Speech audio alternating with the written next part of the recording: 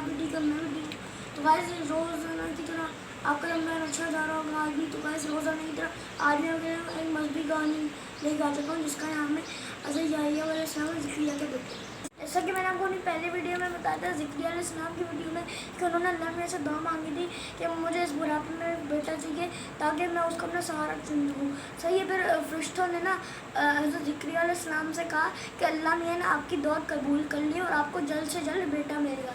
ये जब हज़रत याह्या अलैहिस्सलाम पैदा हुए तो ज़िक्रिया अलैहिस्सलाम बहुत बूढ़े हो चुके थे, वो 90 साल के हो चुके थे।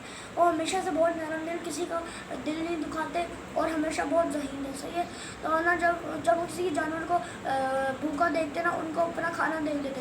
तो हालांकि ना वो खुद भूखे होते, जब उनको कुछ खाने के लिए नहीं मिलता ना वो ताज़ी जड़ी बूटी और जंगल के पत्ते खा लेते। अल्लाह मियाँ से याह्या अलैहिस्सलाम को अपना नबी चुन लेते हैं। फिर अल्लाह मियाँ के हुक्म से हज़रत याह्या अलैहिस्सलाम अल्लाह मियाँ के पैगाम पहुँचाते हैं कि नेकियां करो, सच बोलो और गरीबों की मदद करो।